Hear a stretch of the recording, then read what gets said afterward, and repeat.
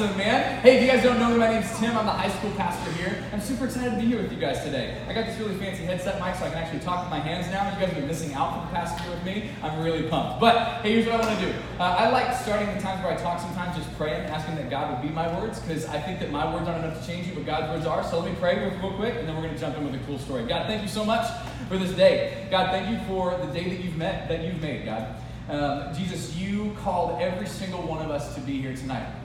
And God, I believe that something really cool is going to happen tonight. God, I think that through this talk, through the worship, God, through what's going to come after, God, I just think you're going to do something great. So Jesus, I want to pray that you prepare the hearts of these students. God, would you be my words? God, may I speak with yours, not mine, so that I don't get any glory, but God, you do. In Jesus' name I pray. Amen. All right, so when I was in middle school, social media was ruled by one thing. It was called MySpace. Has anybody heard of MySpace? Just help me out here. So who has not ever heard of MySpace? You don't know what the heck I'm talking about. Thank you. I appreciate it. I feel old now. But here's what happened. So basically how the social media timeline worked was you had this thing called Friendster, and then you had MySpace, and MySpace took over the scene. And then you had Facebook came in and just dominated everything for a while. And now you've got Instagram, you've got TikTok, you've got Snapchat, rest in peace Vine, like all of that stuff. Like you had all of those social media avenues, right? Now social media has always been brutal between people, like bullying has always been a thing, but social media now is pretty tame, like in its structure compared to what it was. Because here's what MySpace did. You see, MySpace, you'd friend everybody on Facebook, and you'd friend everybody from your school, you'd hang out together. When I was in middle school, they came out with this thing called My Top 8. And so what would happen on MySpace, and you guys got to understand, this was as an 8th grader, like imagine this going through your psyche all the time, but here's what would happen. You would have your profile picture, and then on this side you kind of have your profile picture, your kind of information, general info. And on this side was this big banner wall on your profile that said My Top 8. And here's what you were able to do with My Top 8. You were able to get out of your 1,000 friends, you were able to drag them and drop them into placements based on how important they were in your life. I'm not kidding, this was a thing, y'all. I don't know who this would be good for, but as a middle schooler, this just defines social hierarchy for us in middle school, y'all. Like I'm talking, if you weren't on the top 8, there was drama. Like there was big drama. Like if you were on my top 8, but I wasn't on your top 8, like dude, there were words, bro. Like fights actually happened at middle school because of my top 8. Like it was a big deal, right? And the weirdest thing would happen, like girlfriends would be hacked. That's stupid. No, like a guy would get a girlfriend and you wouldn't know where to put her on your top 8. Like just think about this and then put yourself in 8th grade and be like, how the heck do you deal with that socially, right? And so as we were navigating this place called MySpace, everybody was having trouble. Everybody was having trouble figuring out who their top 8 was, but not Taylor. You see, Taylor was a girl in my school, and she was everybody's number 1 because she was like the most popular girl in school. Everybody knew Taylor, and Taylor was known by everybody. Like she went to every single party. She could date anybody that she wanted to. She was a cheerleader. She was really pretty, all that stuff. So everybody had Taylor on their top 8, but then whoever was on Taylor's top 8 were like the kings and queens of school. You guys know what I'm talking about? Like in Stranger Things, what's the dude with the really big hair that like is super cool, Steve? Yeah, he would be like on her top 8, and that would just define school for you. That's kind of see, I made connections, y'all. I just finished it, by the way. I just finished Stranger Things season 3. Has anybody finished it yet? We're gonna have I'm not gonna spoil it, but we need to have counseling sessions after the service. Anyway, but anybody that was on Taylor's top 8 was like school royalty. And I remember thinking all the time, and everybody thought this, I wish I could be Taylor, right? I wish that I could be Taylor. I wish that I could be that cool and that powerful in my space. I wish I could be that cool and that powerful. I wish that everybody would invite me to parties. Everybody wanted to be Taylor. Everybody wanted to be Taylor. And guys, here's the reason, as I kind of step back and look, here's what I believe, and you guys, if you guys have your Eastlake app today, we actually have notes for you that we're going to fill in today. And on the very bottom it says add notes there, so you can get that out, download that right now. I won't judge you. But put that out there, and it's got a student ministry section. Go to the message for today. But I want to give you your first little note there, and it's not on the slides here. I just want to give it to you. Every single person in this world, including me, including you, is looking for 3 main things in their life, okay? Like I'm telling you, 3 main things. Ready? It's belonging. That's number 1. You can write that down. This is belonging. Everybody wants to belong to something because everybody desires to be known. There's not a person in here that doesn't want to be known by at least one other person in a deep way. That just doesn't happen. Everybody wants to belong to something. Everybody wants to find love. Everybody wants to find I'm not talking like romantic love. I'm talking like everybody wants to find love and to be loved by somebody. They want to know that, hey, you know me deeply and I belong to your friend group, to your group of people, but you also see what I have to offer you and you love me because of it. Like, you actually care about me. And the last thing is purpose. Everybody wants to find purpose. Everybody wants to know, what are they doing in this world? What am I supposed to do next? Where am I going? It's why we're always asking ourselves, hey, where are you going to go to college? What are you going to do next? What's your job going to be? That's where a lot of people find their purpose. And when I looked at Taylor, I thought, man, that girl's got it all. She's got belonging. She belongs to every single circle. It doesn't matter who's there. She's in everybody's top 8. She's loved by everybody. Every time she walks into a hallway, it's like people faint. And then she definitely has purpose. She gets to choose her purpose. She gets to go to whatever party she wants to. If she wants her purpose to be the best cheerleader she was, if her purpose was to be the prettiest girl she was, if her purpose was to make friends with anybody, she could do that. I was like, man, this girl has it all. But then one day came, and I was in my science class, and my science teacher had decided to do, and by the way, in 8th grade, this is super lame, but they did like seating assignments. Does anybody have seating assignments in school? That sucks. I hate that. But anyway, they had seating assignments, but he actually lined us up by first name. So it was like going down the line, Aaron to Bradley to Taylor, and then right next to Taylor sat Tim. And so I got to sit next to like the Taylor. I was like so excited, and I thought, oh my God, it's gonna be like a Twilight moment, and like we're gonna become partners and fall in love, she'll find out the vampire. Like that's what I thought was gonna happen, right? Did you see me almost trip over that? That was a good catch. Anyway, but I remember she sat next to me, and I was like, maybe we're gonna like fall in love, and she never talked to me one time. Okay, just to go totally honest, she never talked to me once. But she would, because she would get there, she would pull open her flip phone, and she would start texting on her flip phone, like while having conversations with the teacher. Does anybody know friends that have that skill that like they can text with the iPhone down here and like totally pay attention? It's crazy. Anyway, but she would do that, but one day that all changed. You see, I always wanted to be like Taylor. I wish that I could be like her. I wish I knew what it was like to be her. And then she came up one day, and I remember that I was sitting there early because I was a super school nerd, and she came up to me and like came in front of the desk. So I'm sitting here, she came on this side, and she looked at me and she slapped her hands on the table as hard as she could. And she looked into my eyes, just dead into my eyes like this, and her eyes were super wide. She was shaking, she was sweating, she had like snot coming out of her nose. I was like, oh, is that Taylor? And I remember that she said this: are my eyes bloodshot? Are my eyes bloodshot? Are my pupils dilated? And she was shaking, she was panicking, freaking out. And I didn't know a lot in 8th grade, but I knew that she was on a bad trip of something.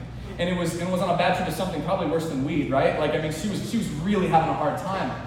And I remember that she sat down in her chair and she was so scared of the science teacher figuring out that she was on a bad trip of whatever drug she was taking at that point. And I remember sitting there, and as I heard her mumble to herself, like, I hate my life, I wish I wasn't living. And it was this sobering moment of going, holy cow, this girl that looks like she has love, belonging, and purpose, it actually turns out that I don't think she has that at all.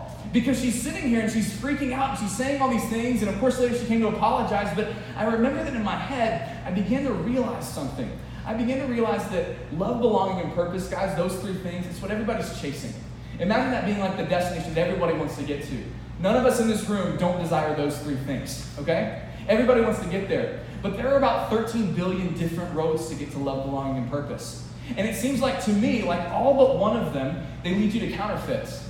And you kind of get like Taylor, where on the outside you look great. Think about your Instagram, like you have this great filter on. There's no way your skin could ever look that color.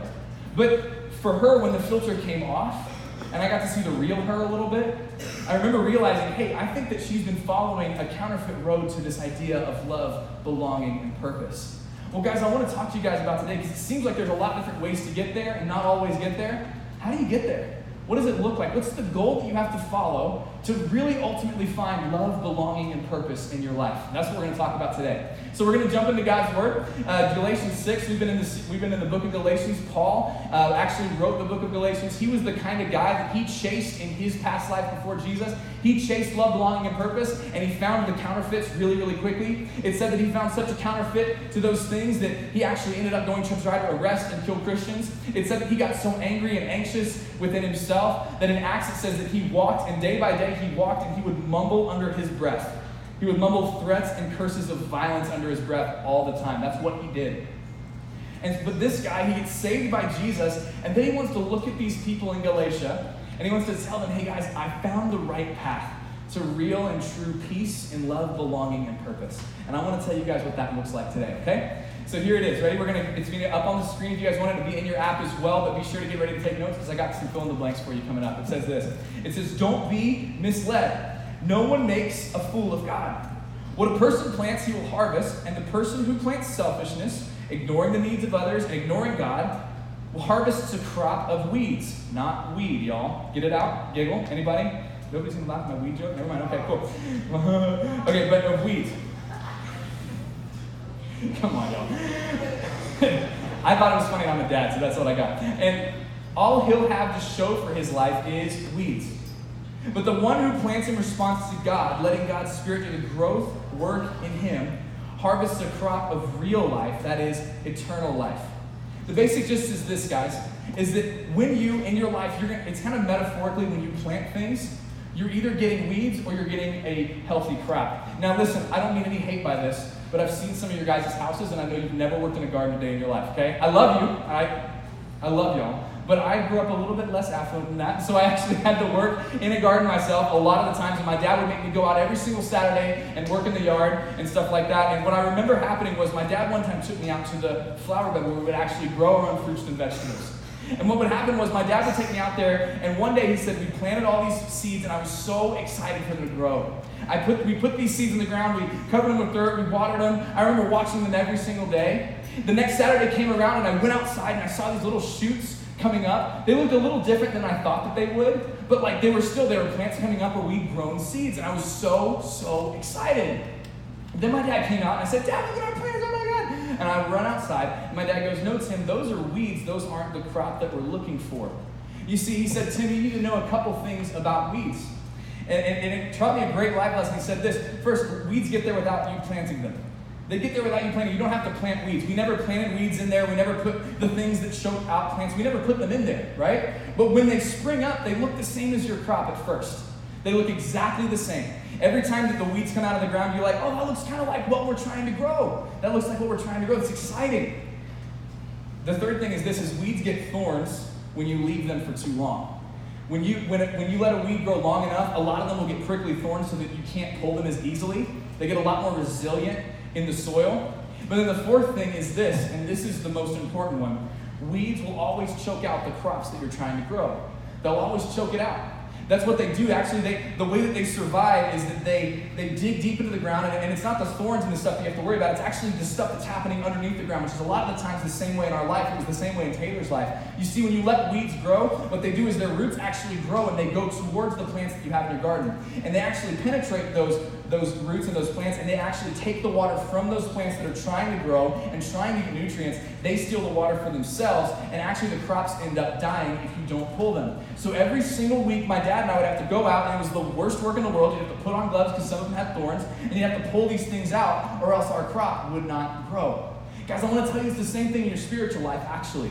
In your life with Jesus, it's the exact same. You see, whenever you guys go to camp, we actually plant seeds, and when you guys go to growth group and get to hang out, we get to plant seeds in our lives and say, hey, God, I'm walking in step with you. And this is the stuff that when we let it happen and matriculate over time, it actually begins to grow into something really beautiful. Some of the people that you look up to in Jesus, maybe it's a student leader, maybe it's an adult leader, maybe it's one of your pastors. One of the reasons that they maybe look so attractive is because they've actually allowed those plants to grow. But part of allowing the plant of God to grow is actually taking out the weeds in your life. Because remember how I said that weeds look kind of the same as your crop at first? It actually is kind of the same way with our sin in Jesus. You see, because we go to camp and we have these amazing worship experiences and we get so excited about the emotion. But here's the weed that comes is actually what starts to come up is we say the only way that I can worship God is when I'm experiencing camp level emotion.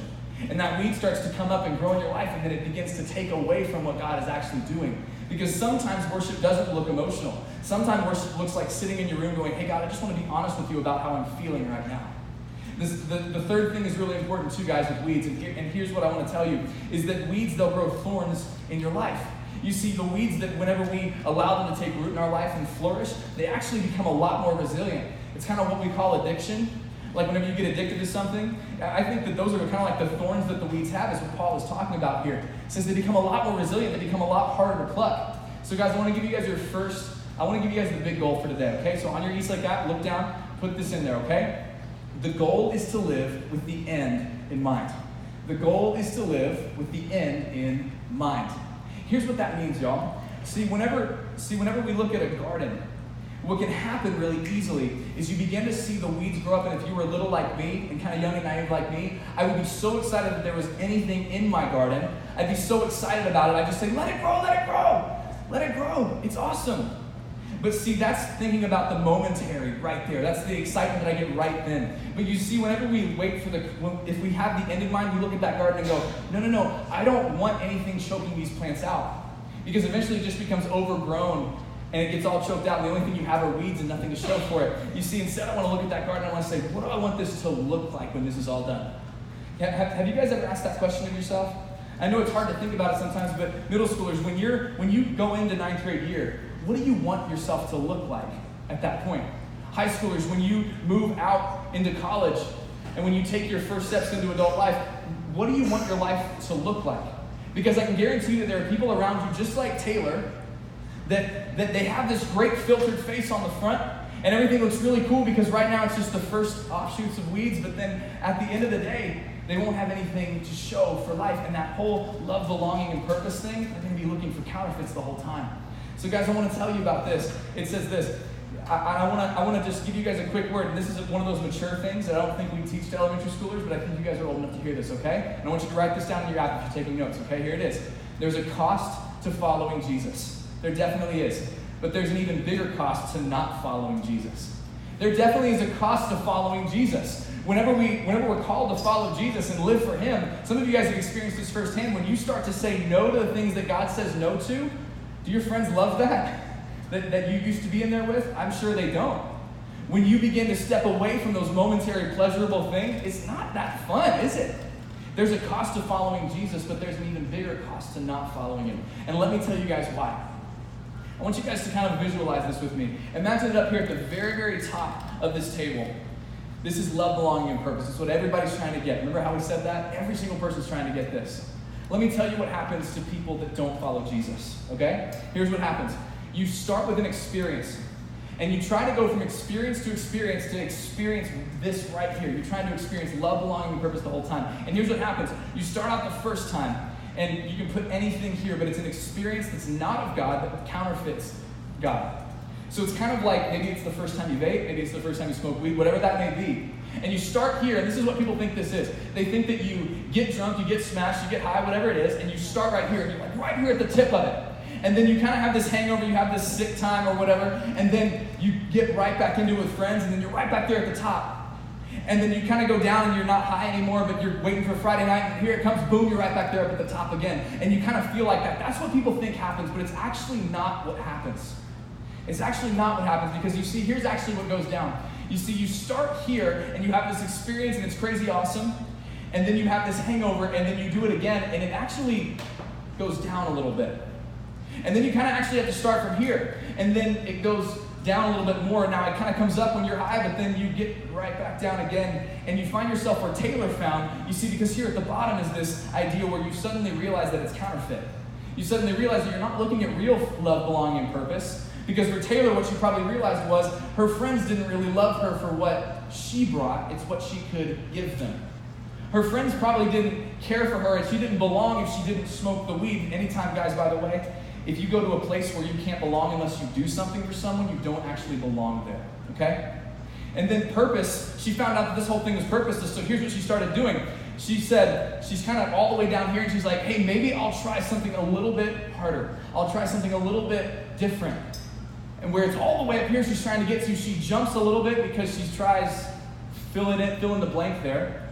And she finds herself here, and she's like, oh, that felt better. But then it's actually a steeper decline, and a steeper decline, and a steeper decline all the way down. We wonder why there are meth heads in the world. We wonder why there are people that do the craziest stuff. It's because they started up here trying to find this thing, and they had to jump from experience to experience to experience to experience. You can put anything here, y'all. You can put sexual experience. You can put success in your life. You can put the best grades that you can get. You can put sports success, whatever that may be. And it starts up here, but it actually just continues to come down and down and down. Because guys, when the weeds come into your life and we don't tend to them, we actually don't find love, belonging, and purpose. Now I know that felt like a little bit of a beat down here, but let me tell you the cool part about following Jesus. You see, Jesus doesn't say that you have to go from Saturday night to Saturday night to Saturday night to experience love, belonging, and purpose. He doesn't say that you have to go from Wednesday night to Wednesday night, or growth group to growth group, or camp to camp. That's a lot of us in here, I think, from what I've heard. Is that some of us think that we have to go from camping night to 2018, and then we have this super dip, and then we come back up and it's like, camping night 2019, yes! Then you're camping night of 2019, and we go all the other, because when you start to rely on experiences and not relationship, you're going to lose. But here's what Jesus says. What does it say in this? Can we put that verse back up there, man? I know I didn't put that in there, I'm sorry, but I just want to put this out. I want to show this to you. It says, all will have to show for his life. Let's go to the next one. But the one who plants in response to God, letting God's Spirit do the growth work in him. See, it's not about you, it's about him. Let me show you how this works. You see, whenever you start to follow Jesus, Jesus says, it's not about working to get to this love, belonging, and purpose. I'm actually going to let you walk in the space that already is. And I'm actually going to start you with love, belonging, and purpose. And then as you walk with me, I'm going to show you more of it. You see, guys, your friends that, or maybe you do, and we don't condemn here, but I just want to let you know, if you've been chasing experience to experience to experience, or if you've been chasing drug to drug, or sexual encounter to sexual encounter, whatever that may be, that you're trying so hard to get to this place, can I tell you that you've only experienced the worst of what God can give you? And I mean that in the best way possible. You see, because guys, when you begin to follow Jesus and walk with him, he's going to take you step by step further into this place called love, belonging, and purpose. Let me show you how he does it. You see, when Jesus allows us to follow him, you take that first step and you say, hey, Jesus, I want to be yours. I want to follow you with everything that I have. And he says, awesome, you've taken the first step. It's like Jesus walking right beside you, showing, hey, I've already got you here. Let's show you even more love, belonging, and purpose. And then he says, hey, what if you started just in the morning, just every morning? What if your next right step was just saying, hey, God, I'm awake. Help me somehow live for you today. What if that was your next step? And he says, hey, take a step, and you're going to experience more love, belonging, and purpose. The real stuff, not the counterfeit. And then as you keep on going, God says, hey, what if you started and you committed to going every Saturday night, middle schoolers, Sunday morning, middle schoolers, Wednesday night, high schoolers, even though that may be tough? Why don't you take a harder step? Guys, I want to promise you that you'll experience more love, belonging, and purpose when you start to walk next to Jesus. And guys, some of you guys in this room, you need to take that first step tonight, okay? I'm just going to be totally real with you guys. Some of you guys are coming in here, maybe it's your first time in church, and you're like, hey, you know what, Tim, I kind of resonate with Taylor a little bit. I resonate with what you're talking about, with it kind of feeling like I'm always going down. And some of you guys need to take that first step tonight. And I'm going to give you an opportunity to do that here in just a moment. But some of you guys have been following Jesus for a little while, and I want to leave you guys with a challenge. And I want you to ask yourself this. Look at your seeds. What are you planting in your life? Here's how you know what you're planting. It's what you're harvesting. Are you harvesting stuff that is the real stuff? Are you harvesting stuff from Jesus that's that faith, hope, love stuff? Are you harvesting that love, belonging, purpose stuff? Or are you kind of over here harvesting stuff that just feels like you're not getting anything for all the time that you spent planting? Guys, sometimes we got to tend to the weeds.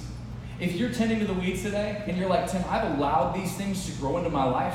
I've allowed these things. Tim, maybe I've fallen into this thing or this thing or this thing. Would you come talk to me? Because the first thing I'm going to tell you to do, I'll just give you a spoiler alert. I'm going to tell you, what are you doing with the weeds in your life? What are you doing with them?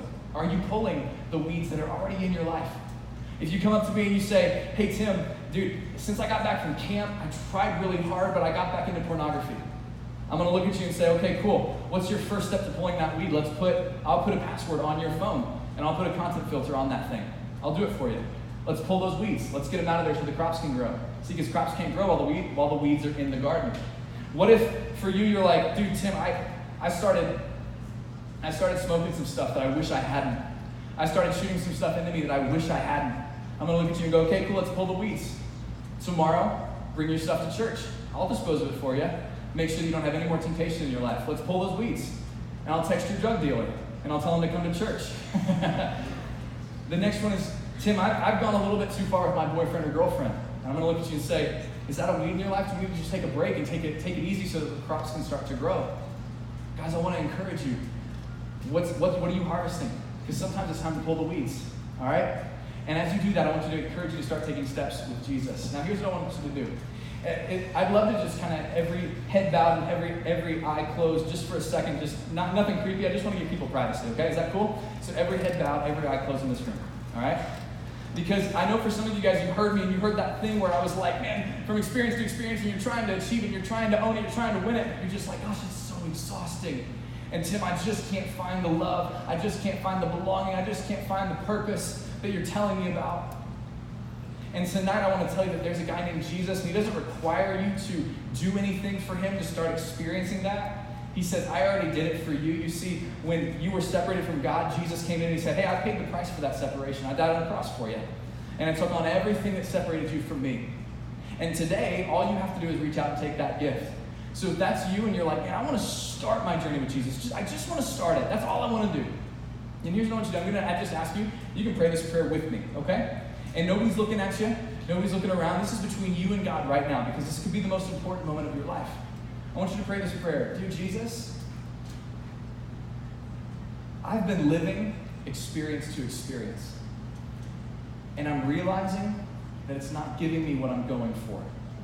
So Jesus, I want to experience your love and your belonging and your purpose tonight for the first time. I want to invite you in to be Lord of my life, and I want to live for you because of what you promised. Now, with every head bowed and every eye closed, here's what I want to do for just a second. All I want to do is, if that was you tonight, because I just want to celebrate with you. I'm not going to have anybody else look around at you, but if that was you for the first time tonight, you were like, I made that commitment, would you just look up at me? Just look up and lock eyes with me. That was the first time you made that commitment. I see you. Thanks, man. Appreciate you. Anybody else? It's the first time I made that commitment. Thank you, man. I appreciate you. Anybody else? Thanks for being brave. I see you. Thank you so much. What I want to promise you is that right now you're in God's family, and that's a cool thing. He says, welcome to love, belonging, and purpose. Now start to walk with me. All right? For the rest of you guys, I'm going to ask this. Have weeds been growing in your garden? And I'm going to ask you to pray this prayer. Hey, Jesus, I pray that you give me the wisdom to take whatever step I need to get these weeds out of the garden so that the crops can grow. That I'd have the end in mind, and I'd see a beautiful garden at the end of my time. In Jesus' name I pray. Amen. Hey guys, listen, here's the deal. That's awesome stuff, right? Come on, man. I'm really, really excited for what God just did in this room. But guys, here's what I want to ask you. If you guys made that decision tonight, I'm going to be right up here up front, and Matt's going to be back there in the back. Yasmin's going to be back there in the back. If you made that decision, just come talk to me. I just want to say high five. I want to give you a little gift, okay? Come talk to me. If you need to talk about some stuff that we talked about tonight, since tonight was a little bit heavier, would you come talk to me as well, okay? Everybody good? We good tonight? Man, it's good to be back up here, y'all. I've loved being with you today. Hey, let me give you guys 3 quick announcements, okay? Just 3 quick things, and then I'm going to send you on your way, all right? The first one is this. If you have Lost and Found from camp, that is back in the back. We are throwing that away tomorrow at noon, okay? So I need you to go pick that up. If you're like, I lost something in camp, it's all there in that box, okay? Cool? The second thing is, in 2 weeks, we can put that slide up really fast, that pink slide, or not 2 weeks, not this Sunday, but next Sunday, we're going to be doing prayer at the pole at your school, okay? We're going to go pray for your schools as we kind of launch this year. So this is July 21st. You guys can put it in your calendar. 6:30 at your school. We'll have a pastor there for you. So if you're at Eastlake, show up at 6:30. Eastlake High School, Otay, Olympian, or Bonita. If you are at any other school, go on ahead and let me know. We can either have you pray there, or you can join us at one of these schools, okay? Cool? And then the third thing is, last week we announced worship tryouts. We actually are going to have worship band tryouts, slap squad tryouts, as they call it back there. And we also need people for tech team. We really, really need you guys back there too. Even if you don't know how to do tech, even if you're just learning your instrument, we want you to try out. That's the website. Take a picture of it on your way out. Fill that thing out for us, and Sam will get back to you. Cool? All right, y'all. Hey, I love you guys so much. Thanks for letting me talk to you guys tonight. You guys are amazing, and we'll see you guys next week.